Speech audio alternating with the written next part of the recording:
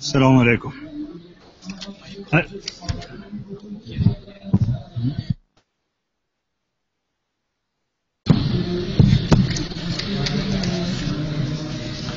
الحمد لله رب العالمين والعاقبة للمتقين والصلاة والسلام على نبينا محمد وآله وصحبه أجمعين.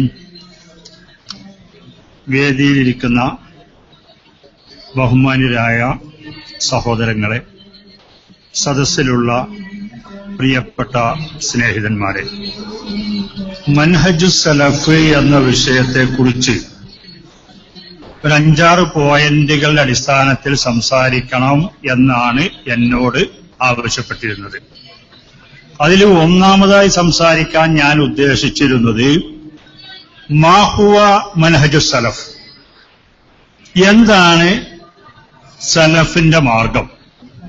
അത് ഇനി ഞാനിപ്പോൾ ഇവിടെ പറയേണ്ട ആവശ്യകതയുണ്ട് എന്ന് തോന്നുന്നില്ല. എന്തുകൊണ്ടെന്നാൽ ഇവിടെ ഇപ്പോൾ പറഞ്ഞ, പ്രത്യേകിച്ചും നമ്മുടെ തൊയ്യിബ് സുല്ലമിയുടെയും മൊയ്തീൻ സുല്ലമിയുടെയും ക്ലാസ്സിൽ പറഞ്ഞ കാര്യം ഇനി MI സുല്ലമി കൂടി പറയുമ്പോൾ 3 സുല്ലമികളും ആകെ പഠിച്ച ഒരു കാര്യം മാത്രമാണ് പറഞ്ഞത് എന്ന് നിങ്ങൾ തെറ്റിദ്ധരിക്കാനിടയുണ്ട്. അതായത് മൻഹജ് സലഫ് എന്ന് പറഞ്ഞാൽ സലഫുകളുടെ മാർഗം. സലഫ് എന്ന് പറഞ്ഞാൽ പ്രധാനമായി ഉദ്ദേശിക്കുന്നത് സഹാബികൾ, അതിനുശേഷം താബിയുകൾ, താബിയുത്താബുകൾ, അഥവാ നബി സല്ലല്ലാഹു അലൈഹി വസല്ലമയുടെ കാലഘട്ടത്തിൽ ജീവിച്ചിരുന്ന തലമുറയും പിന്നെയുള്ള 2 തലമുറകൾക്കുമാണ് പ്രധാനമായും സലഫുകൾ എന്ന് പറയുന്നത്. ഈ സലഫുകൾ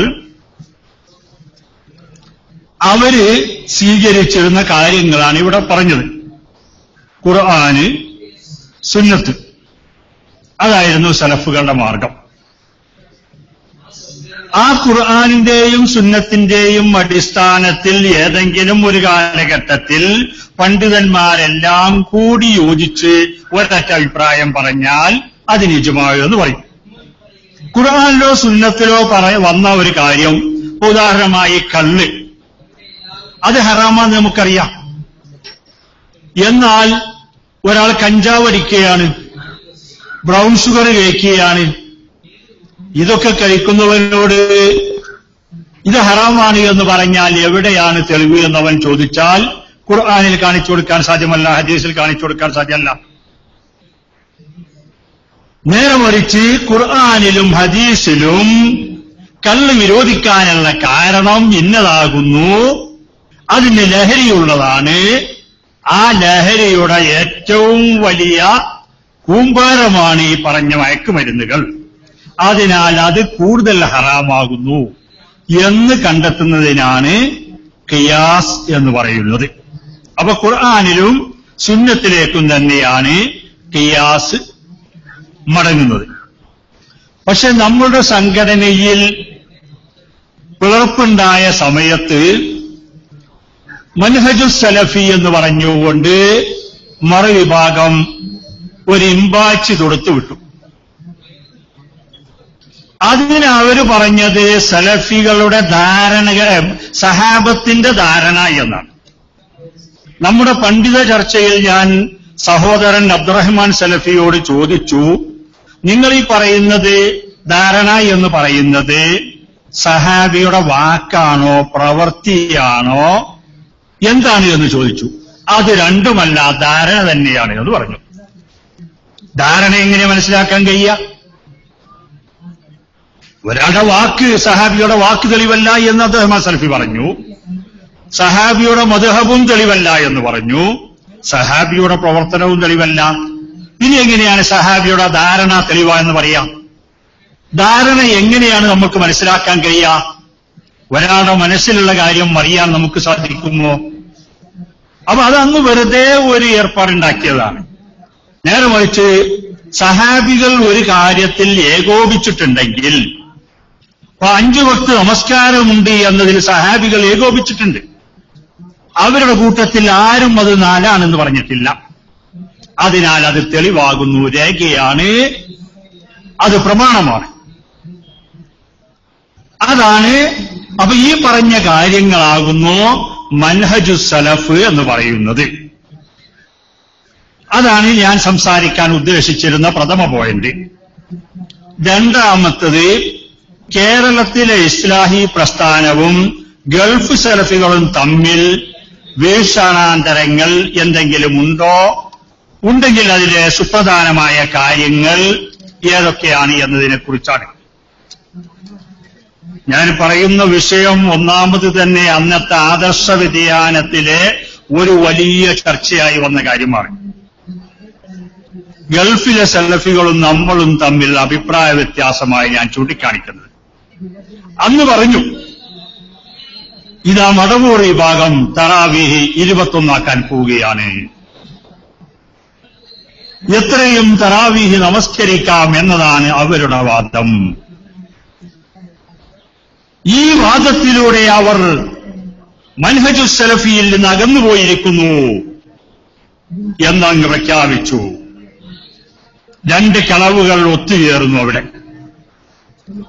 ഒന്ന്, നമ്മൾ തറാവീഹ് 21 റക്അത്താക്കാൻ പോകുന്നു എന്ന വാദം, അത് നമ്മുടെ ഭാവനയിൽ പോലും ഇല്ലാത്തതായിരുന്നു. രണ്ട്, ഗൾഫിലെ സലഫികളുടെ വാദമാണ് 11 റക്അത്ത് എന്നത്, 21 അവർ നിസ്കരിക്കാറില്ല എന്ന് പറഞ്ഞത്, അത് മറ്റൊരു കളവുമാണ്. ഈയിടെ അവരുടെ സംഘടനയിലെ പുതിയ പ്രശ്നങ്ങളൊക്കെ ഉണ്ടായപ്പോൾ ഇടക്കാലത്ത് കണ്ടാൽ സലാം പറയാതിരുന്ന ഒരു സുഹൃത്ത് ഈയിടെ സമീപിച്ചുകൊണ്ട് പറഞ്ഞു, കുറെ തെറ്റിദ്ധരിച്ചു പോയിട്ടുണ്ട്, പക്ഷെ ഇപ്പോൾ അന്ന് പറഞ്ഞത് പലതും തെറ്റാണ് എന്ന് എനിക്ക് ബോധ്യപ്പെട്ടിരിക്കുന്നു. കാരണം ധാരാളം നമ്മുടെ പള്ളികളും അവരുടെ ഒരു പള്ളിയുമുള്ളൊരു മഹല്ലിലാണ് ഞാൻ താമസിക്കുന്നത്. നമ്മുടെ ഒരു പള്ളിയിലും ഇതുവരെയും തറാവീഹ് 11 നമസ്കരിച്ചിട്ടില്ല എന്ന കാര്യം അയാൾക്ക് മനസ്സിലാക്കി. അപ്പോൾ കാരണം എന്തെങ്കിലും മാറ്റുകയാണെങ്കിൽ ഈ 10 കൊല്ലത്തിന്റെ ഇടയിൽ 12 കൊല്ലത്തിന്റെ ഇടയിൽ മാറ്റമായിരുന്നല്ലോ. പക്ഷേ ഗൾഫ് സലഫികൾക്ക് ഈ വിഷയത്തിൽ വ്യത്യസ്തമായ വീക്ഷണമാണ് ഉള്ളത് എന്ന് നമുക്കറിയാം. സൗദി അറേബ്യയിൽ ജോലി ചെയ്തിരുന്ന ആളുകൾ ഈ കൂട്ടത്തിൽ ധാരാളമുണ്ട് എന്നെനിക്കറിയാം. അവിടുത്തെ ചില പള്ളിയിൽ 11 റക്അത്ത് നിസ്കരിക്കുന്ന പള്ളിയുണ്ട്, ചിലയിടത്ത് 13 നിസ്കരിക്കുന്ന പള്ളിയുണ്ട്, ഹറമുകളിൽ 21 റക്അത്ത് നമസ്കരിക്കുന്നുണ്ട്. ചില പള്ളികളിൽ റമദാനിലെ ആദ്യത്തെ 20 ദിവസം 11 13 നമസ്കരിക്കും. അവസാനത്തെ 10 ആകുമ്പോൾ ആദ്യം 8 10 റക്അത്ത് നമസ്കരിക്കുകയും രാത്രി 1 മണിക്ക് ശേഷം പിന്നെ ഒരു 11 റക്അത്ത് നമസ്കരിക്കുകയും ചെയ്യും. അപ്പൊ ഈ വിഷയത്തിൽ തറാവീഹ് എത്രയും നമസ്കരിക്കാം എന്ന വീക്ഷണമുള്ളത് ഗൾഫിലെ പണ്ഡിതന്മാർക്കാണ്. അതിന്റെ പേരിലാണ് ഇബ്നു ബാസ് ഒക്കെ വളരെ വ്യക്തമായി പറഞ്ഞതാണ്. അതിന്റെ പേരിലാണ് നമ്മൾ മൻഹജു സലഫിൽ നിന്ന് വ്യതിചലിച്ചത് എന്നാണ് അവർ പറഞ്ഞത്. പക്ഷെ അത് അവിടെയാണുള്ളത്, ഇവിടെയല്ല ഉള്ളത്.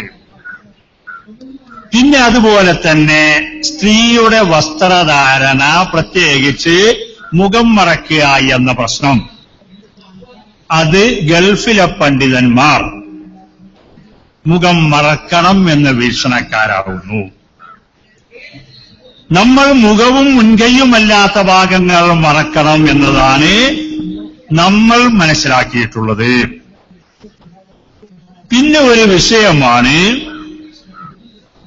ലോകാവസാനത്തിന്റെ അടയാളങ്ങളിൽ ഒന്നായി നബിയുടെ കുടുംബത്തിൽപ്പെട്ട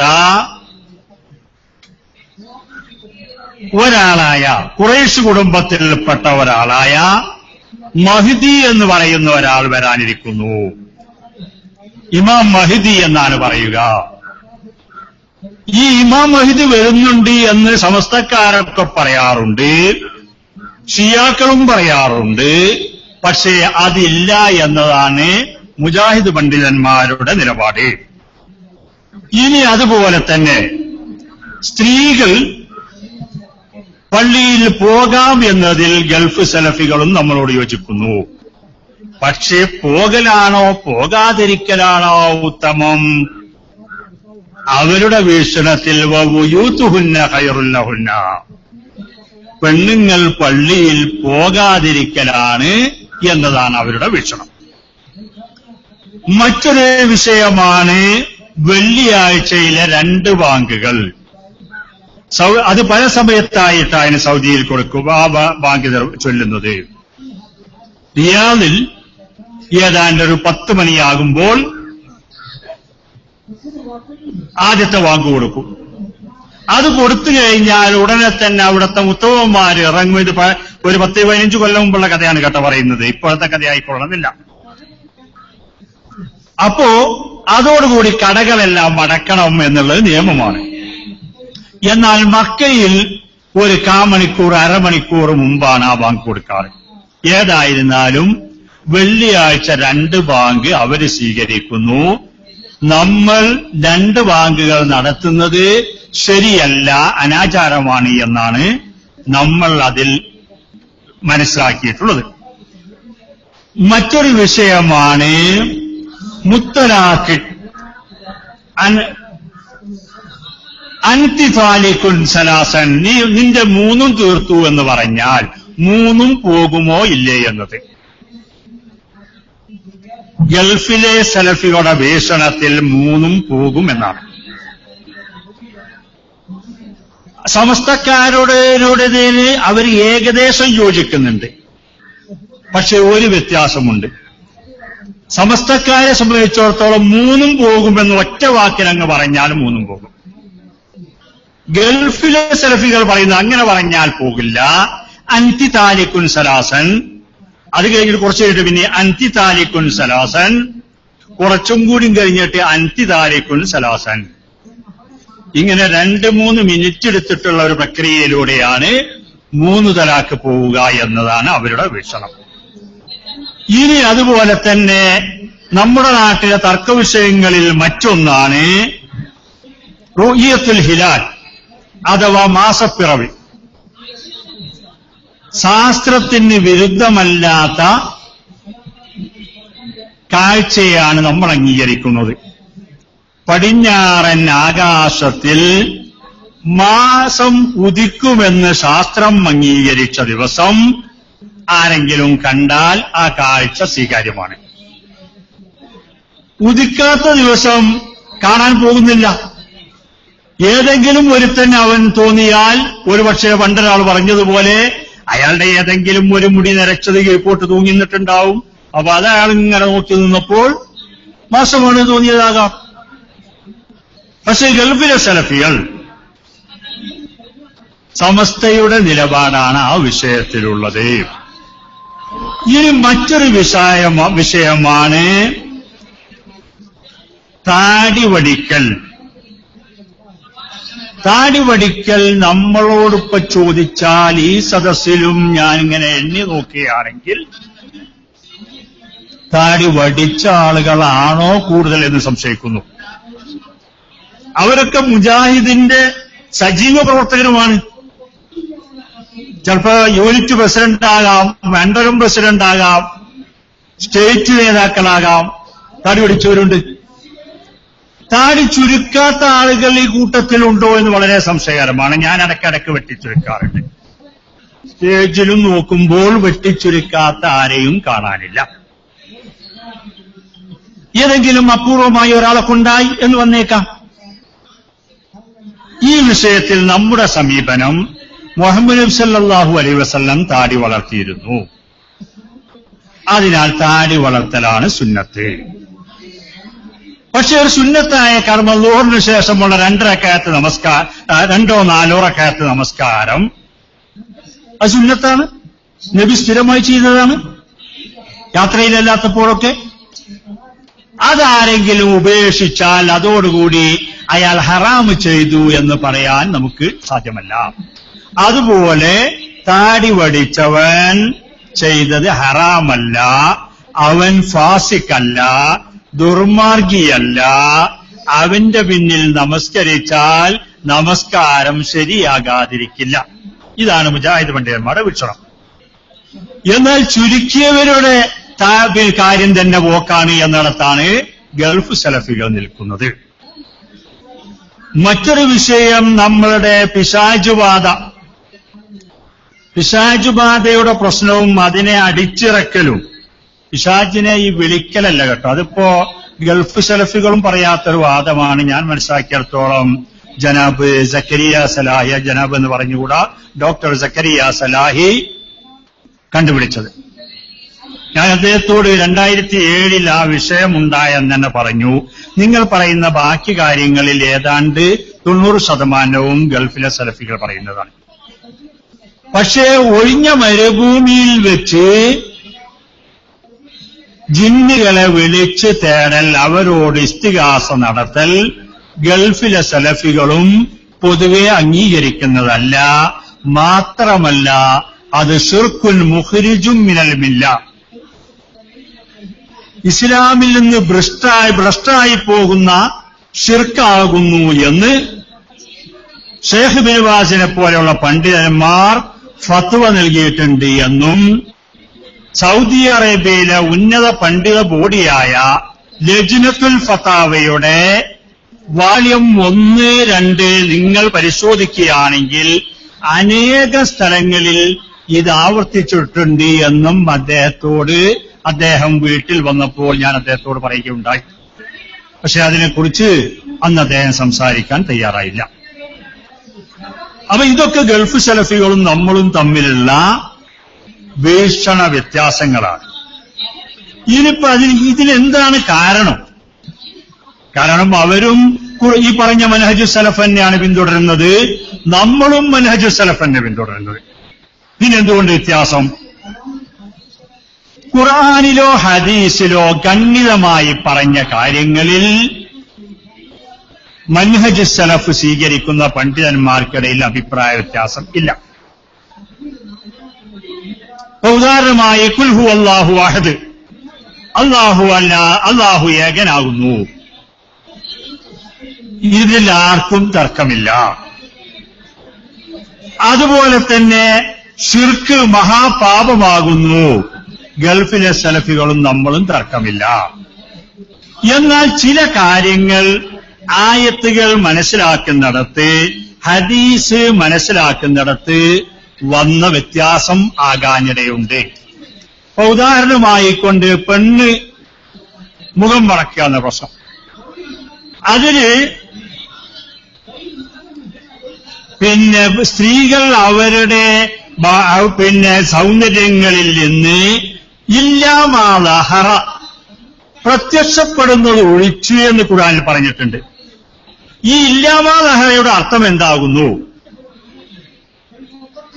അവര് പറയുന്നത് ഒരു സ്ത്രീ നല്ല മുഖമൊക്കെ മൂടി വസ്ത്രം ധരിച്ചിട്ട് പിന്നെ ഇങ്ങനെ പുറത്തുനിന്ന് നോക്കുമ്പോൾ സ്ത്രീ സ്ലിമാണോ ഫാറ്റാണോ എന്ന് തുടങ്ങിയ കാര്യങ്ങൾ മനസ്സിലാക്കാൻ കഴിയുമല്ലോ. ഇതാണ് അതുകൊണ്ട് ഉദ്ദേശം എന്നാണ് അവർ പറയുന്നത്. എന്നാൽ പല ഹദീസുകളുടെയും അടിസ്ഥാനത്തിൽ തന്നെ ഈ വാദം ശരിയല്ല എന്ന് നമുക്ക് ബോധ്യപ്പെട്ടിട്ടുണ്ട്. കാരണം നമസ്കാരത്തിൽ മുഖവും മുൻകൈയുമല്ലാത്ത ഭാഗങ്ങൾ മറക്കണമെന്ന് എല്ലാവരും അംഗീകരിക്കുന്നു. അതുപോലെ തന്നെ ഇഹ്റാമിന്റെ വേളയിൽ മുഖം തുറന്നിടപെടണം എന്ന് പറയുന്നു. ഇതൊക്കെ അവരും അംഗീകരിക്കുന്ന കാര്യമാണ്. ഇതൊക്കെ ധാരാളം തെളിവുകളുടെ കാര്യമാണ്. ഈ തെളിവുകളുടെ അടിസ്ഥാനത്തിലാണ് അവിടെ നമ്മൾ പല പണ്ഡിതന്മാരും നൽകിയ വീക്ഷണം തന്നെയാണ് നമ്മൾ പറഞ്ഞിട്ടുള്ളത്. അതിനാലാണ് നമ്മൾ സ്ത്രീ മുഖവും മുൻകൈയും അല്ലാത്തത് മറക്കണം എന്ന് പറഞ്ഞത്. ഇനി അതുപോലെ ഈ നമ്മുടെ തറാവീന്റെ റക്അത്തിന്റെ എണ്ണം 11 റക്അത്തിൽ കൂടുതൽ നബി സല്ലല്ലാഹു അലൈഹി വസല്ലം നമസ്കരിച്ചിട്ടില്ല എന്ന് ആയിഷ റളിയല്ലാഹു അൻഹ വ്യക്തമായി പറയുന്നു. അവരാണ് നബിയുടെ നമസ്കാരം ശരിക്ക് കണ്ട ആള്. നബിയുടെ ഭാര്യമാരാണ്. കാരണം നബി വീട്ടിൽ നിന്ന് നമസ്കരിച്ചിരുന്നത് വളരെ കുറഞ്ഞ ദിവസം മാത്രമാണ് പള്ളിയിൽ നമസ്കരിച്ചത്. അത് ഞാൻ വിശദീകരിക്കാൻ ഇപ്പോൾ ഉദ്ദേശിക്കുന്നില്ല, അത് നിങ്ങൾക്ക് അറിയാവുന്ന കേസാണ്.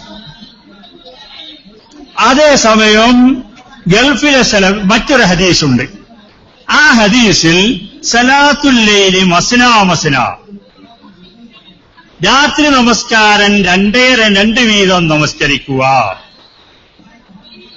സുബഹിയാകും എന്ന് ഭയപ്പെട്ടാൽ ഒറ്റയാക്കുക. ഈ ഹദീസിനെ സ്വീകരിച്ചുകൊണ്ട് ഗൾഫിലെ സലഫികൾ പറയുന്നു, ഞാൻ ഷെയ്ഖ് നജ്ദിയുമായി കൊണ്ട് ചങ്ങരംകുളം സമ്മേളനത്തിലൊക്കെ വന്ന കുവൈത്തിലൊരു വലിയ പണ്ഡിതനാണ് ഷെയ്ഖ് അഹമ്മദ് നജ്ദി. അദ്ദേഹത്തെ ഇപ്പോൾ അടുത്ത് കുവൈത്തിൽ പോയപ്പോൾ കാണാൻ സാധിച്ചില്ല. മുമ്പ് ഞാൻ കണ്ടിരുന്നു. അന്ന് അദ്ദേഹം എന്നോട് പറഞ്ഞു, തറാവീഹിന്റെ റക്അത്ത് നിയത്ത് റക്അത്തായാലും പ്രശ്നമില്ല എന്ന്, പക്ഷെ അവസാനം ഒറ്റയാക്കണമെന്നേ ഉള്ളൂ. അപ്പൊ 101 ആക്കാം. ഇത് ഇവരുടെ മാർഗത്തുനിന്ന് വ്യതിചലിച്ചു എന്ന് പറഞ്ഞിട്ടാണ് ഹുസൈൻ മടവൂര് വായിച്ചു എന്ന് അവർ പറഞ്ഞത്. ചിന്തിച്ചു നോക്കി. അപ്പൊ ഹദീസ് മനസ്സിലാക്കുന്നതിലുള്ള അഭിപ്രായാന്തരമാണത്. പിന്നെ ഉള്ളത് ഇവിടെ ഇപ്പൊ നമ്മൾ 4 പ്രമാണങ്ങളെ കുറിച്ചാണ് സൂചിപ്പിച്ചത്. ഗൾഫിലെ സലഫികളുടെ അടുക്കൽ പ്രമാണങ്ങൾ ഈ 4 അതിന്റെ പുറമെ ഖുലഫാഉർ റാഷിദീങ്ങളുടെ സുന്നത്ത്, സഹാബികളുടെ മദ്ഹബ്, അതുപോലെ തന്നെ നാട്ടിലെ നാട്ടാചാരം, നല്ലതാണെന്ന് തോന്നൽ, ഇസ്തിഹ്സാൻ, ഇങ്ങനെ ഒരു 8-10 ഉണ്ട് അവര് പ്രമാണമായി സ്വീകരിക്കുന്നത്. ഖുർആൻ കഴിഞ്ഞാൽ പിന്നെ സുന്നത്ത്, സുന്നത്ത് കഴിഞ്ഞാൽ ഖിയാസ്, ഇജ്മാ കഴിഞ്ഞാൽ ഖിയാസ്, പിന്നെ മദ്ഹബ് സഹാബി. ഈ അടിസ്ഥാനത്തിലാണ് അവരെന്ത് പറയുന്നത്, 2 ബാങ്ക് ഉസ്മാൻ റളിയല്ലാഹു അൻഹുവിന്റെ കാലത്ത് ഉണ്ടായിട്ടുണ്ട്, അത് തെളിവാകുന്നു. അത് പറഞ്ഞുകൊണ്ടാണ് സൗദി അറേബ്യയിലും മറ്റും 2 ബാങ്ക് ഉണ്ടായത്. നമ്മളാണെങ്കിൽ റസൂലിന്റെ കാലത്ത് അതില്ല, അബൂബക്കറിന്റെ കാലത്ത് അതില്ല, ഉമർ റളിയല്ലാഹുവിന്റെ കാലത്ത് അതില്ല, ഉസ്മാൻ റളിയല്ലാഹുവിന്റെ ഭരണത്തിന്റെ ആദ്യ കാലഘട്ടത്തിലും അതില്ല. പിന്നീട് ബാങ്ക് കേൾക്കാതെ വന്നപ്പോൾ മാർക്കറ്റിൽ എവിടെ ഒരു ബാങ്കും കൂടി കൊടുക്കാൻ ഏൽപ്പിച്ചു എന്നേ ഉള്ളൂ. അതിനാൽ റസൂലുള്ളാഹിന്റെ കാലഘട്ടത്തിലും അബൂബക്കറിന്റെയും ഉമറിന്റെയും കാലഘട്ടത്തിലുള്ളതുമാണ് പിന്തുടരേണ്ടത് എന്ന വീക്ഷണമാണ് നമുക്കതിലുള്ളത്. പിന്നെ ഈ 3 തലാഖിന്റെ കാര്യം അത് തന്നെ. ഈ 3 തലാഖും ഒന്നിച്ച് പല പ്രാവശ്യം ചെയ്യാം എന്ന് ആണ് ഇസ്ലാമിന്റെ വിധി ഉള്ളത്. പക്ഷേ ചില ആളുകൾ അത് കളിയാക്കിയെടുത്തു. എന്നിട്ട് എന്തെങ്കിലും ചെറിയ പ്രശ്നം ഉണ്ടാകുമ്പോൾ 5 താലിക്കുന്നു അറിയും, കുറച്ച് കഴിഞ്ഞിട്ട് മടക്കിയെടുത്തു അറിയും.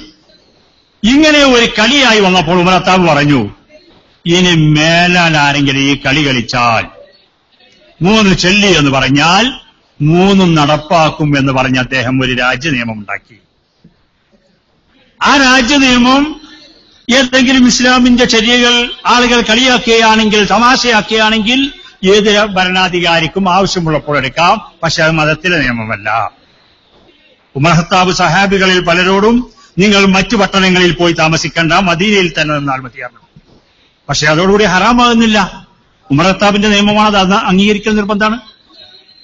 അപ്പൊ അതിലും ഈ ഖുലഫാഉർ റാഷിദീങ്ങളുടെ ചര്യ എന്നതിന്റെ അടിസ്ഥാനത്തിലാണ് അവരഭിപ്രായം പറഞ്ഞത്. ആ പ്രശ്നത്തിലും 2ാം ബാങ്കിലുള്ളതുപോലെ നബിയുടെ കാലത്തുള്ള, അബൂബക്കറിന്റെയും കാലഘട്ടത്തിലുള്ള, ഉമർ ഖത്താബിന്റെ ഭരണത്തിലെ ഒട്ടുമുക്കാലും കാലഘട്ടത്തിൽ നിലനിന്നിരുന്ന നിയമത്തെയാണ് നമ്മൾ ആധികാരിക നിയമമായി പരിഗണിക്കുന്നത്. ഇനി മറ്റൊന്ന് ശാസ്ത്രരംഗത്തുള്ള അഭിപ്രായ, അതാണ് നമ്മളുടെ ഈ ഹിലാൽ കമ്മിറ്റിയും ഒരു പരിധിവരെ ഈ പിശാചുവാദിയുടെയൊക്കെ കാരണം. അതായത് ഷെയ്ഖ് ബിൻ ബാസ് റഹ്മഹുല്ലാഹ് അദ്ദേഹത്തിന്റെ ഒരു പുസ്തകമുണ്ട്. ആ പുസ്തകം അദ്ദേഹം എന്തിനാ എഴുതിയത് അറിയോ? സൗദി അറേബ്യയിലെ ഒരു ശാസ്ത്രജ്ഞൻ സ്കൂളുകളിൽ പഠിപ്പിക്കുന്ന പുസ്തകത്തിൽ എഴുതി, ഭൂമി കറങ്ങുന്നുണ്ട്. ഭൂമി കിഴക്ക് നിന്ന് പടിഞ്ഞാറ് നിന്ന് കിഴക്കോട്ട് ചരിക്കുന്നു. തൽഫലമായി നമുക്ക് തോന്നുന്നതാണ് സൂര്യൻ കിഴക്കു നിന്ന് പടിഞ്ഞാറോട്ട് പോകുന്നു. ഇതിനെതിരായി ഏകദേശം 120 പേജുള്ള ഒരു പുസ്തകം എഴുതിയിട്ടുണ്ട് സമാഹത്തു Sheikh Abdul Aziz bin Baz റഹ്മഹുല്ലാഹ്. കാരണം ആ ശാസ്ത്രീയ കാര്യം അദ്ദേഹത്തിന് അറിയാമായിരുന്നില്ല. ഇതേ രൂപത്തിൽ തന്നെയാണ് ഈ മാസപ്പിറയുടെ കണക്കുകൾ, അതിന്റെ ശാസ്ത്രീയ വശം, അത് കൃത്യമായുള്ളതാണ് എന്നതിനെ കുറിച്ച് സൗദി അറേബ്യയിലെ പല പണ്ഡിതന്മാർക്കും ഇന്നും ബോധമുണ്ടായിട്ടില്ല. അതിനാലാണ് മാസപ്പിറവിയുടെ നമ്മുടെ നിലപാടുമായി അവർ യോജിക്കാതെ വന്ന പ്രശ്നമുണ്ടായത്. ഞാൻ മനസ്സിലാക്കുന്നത് അവരും കൂടുതൽ ശാസ്ത്രം പഠിക്കുമ്പോൾ ഇന്നല്ലെങ്കിൽ നാളെ ഈ അഭിപ്രായത്തിലേക്ക് എത്തിച്ചേരും. മുസ്ലിം ലോകത്തെ ധാരാളം സ്ഥലങ്ങളിൽ നമ്മുടെ വീക്ഷണം പിന്തുടരുന്ന ആളുകൾ ആ വിഷയത്തിലുണ്ട്. അപ്പൊ ഇത് പ്രമാണങ്ങളിൽ അവരും തമ്മിലുള്ള വ്യത്യാസങ്ങളിലേക്കുള്ള ചില കാര്യങ്ങളാണ് സൂചിപ്പിച്ചത്. ഇനി വേറൊരു പ്രശ്നമുള്ളത്, ഇപ്പൊ ഉദാഹരണമായി കൊണ്ട് പണ്ട് ഏതോ എഴുതിയ ഒരു ലേഖനത്തിൽ മടവൂര് പറഞ്ഞിട്ടുണ്ട്, സൗദി അറേബ്യയിലും ഒക്കെ പണ്ഡിതന്മാര് തറാവീഹിൽ 21 നിസ്കരിക്കാൻ അഭിപ്രായപ്പെട്ടിട്ടുണ്ട്. പഴയ ചില പണ്ഡിതന്മാര് 50 വരെ പറഞ്ഞവരുണ്ട്. അതേസമയം നബിയിൽ നിന്ന് സ്ഥിരപ്പെട്ടാണ് നല്ലത്. ഏതായിരുന്നാലും ഈ പ്രശ്നത്തിന്റെ പേരിൽ കലഹമുണ്ടാക്കുന്നത് ഉചിതമാണെന്ന് എനിക്ക് തോന്നുന്നില്ല. അത് അവർക്കും തോന്നുന്നില്ല എന്നാണ് ഞാൻ അന്ന് പറഞ്ഞത്. കാരണം എല്ലാവരും ഹജ്ജിന് പോകുന്നുണ്ടല്ലോ, റമദാനിലെ ഉംറക്ക് പോണില്ലേ? അവിടുന്ന് മുജാഹിദുകളായ ആളുകൾ അവരുടെ ഗ്രൂപ്പുകാര് പോയിട്ട് എന്തെങ്കിലും അറമിലെ ഇമാമിനോട് അത് പാടില്ല എന്ന് പറഞ്ഞ് അവിടെ പ്രശ്നം ഉണ്ടാക്കിയിട്ടുണ്ടോ? അപ്പൊ അതിന്റെ പേരിൽ കലഹം ഉണ്ടാക്കേണ്ടെന്ന് അത്രേ അദ്ദേഹം പറഞ്ഞിട്ടുള്ളൂ. അപ്പൊ ഇങ്ങനെ ഏതെങ്കിലും വിഷയങ്ങളിൽ ഒന്നിലേറെ അഭിപ്രായങ്ങൾ ഉണ്ടായാൽ അത് മനഹജു സലഫിന് വിരുദ്ധമാണോ എന്ന് ചോദിച്ചാൽ അല്ല എന്നാണ് മറുപടി. ഞാൻ നേരത്തെ പറഞ്ഞ പോലെ ഖുർആനിലും സുന്നത്തിലും വ്യക്തമായ കൽപ്പനയുള്ള വിഷയമാണെങ്കിൽ ഒഴിച്ചു, അല്ലാത്തതിൽ അഭിപ്രായ വ്യത്യാസം വന്നേക്കും. ഒരു ഉദാഹരണമായി പറയുകയാണ്, നബി സല്ലല്ലാഹു അലൈഹി വസല്ലമയുടെ കാലഘട്ടത്തിൽ അഹ്സാബ് യുദ്ധമുണ്ടായി. അഹ്സാബ് യുദ്ധം കഴിഞ്ഞ ഉടനെ റസൂലുള്ളാഹി പറഞ്ഞു, എല്ലാവരും നേരെ ബനൂ ഖുറൈള യഹൂദികളുടെ ഗോത്രത്തിലേക്ക് പോകണം, അവർക്കെതിരെ ശിക്ഷാ നടപടി സ്വീകരിക്കണം, അവർ കരാറ് ലംഘിച്ചിട്ടുണ്ട്, അതിനാൽ അസർ അവിടെ നിസ്കരിക്കണം എന്ന് പറഞ്ഞു. ഇത് പോകുമ്പോൾ ചില സഹാബികൾ സൂര്യൻ അസ്തമിക്കാറായി എന്ന് ഭയപ്പെട്ടപ്പോൾ ചിലര് പറഞ്ഞു നമ്മൾ അസർ നിസ്കരിക്കാം എന്നിട്ട് ഓടി അവിടെ എത്താം. ചിലര് പറഞ്ഞു നബി അസർ അവിടെ നിന്ന് നിസ്കരിക്കാൻ പറഞ്ഞത്, ഞങ്ങൾ അവിടെ എത്തിയിട്ട് നിസ്കരിക്കുള്ളൂ എന്ന് പറഞ്ഞു. ഈ വിവരം പിന്നീട് നബിയോട് പറഞ്ഞപ്പോൾ ആരെയും ആക്ഷേപിച്ചില്ല. അങ്ങനെ ചില കാര്യങ്ങളിൽ അഭിപ്രായ വ്യത്യാസങ്ങൾ ഉണ്ടാകാം. ഇത് സഹാബികളുടെ ഇടയിൽ ഉണ്ടായിരുന്നു. മദ്ഹബുകളുടെ ഇമാമുകൾ ഉണ്ടോ ഇല്ലതിനെ കുറിച്ച് വളരെ വ്യക്തമായി നമ്മുടെ മൊയ്തീൻ സുല്ലമി സംസാരിക്കുകയുണ്ടായി.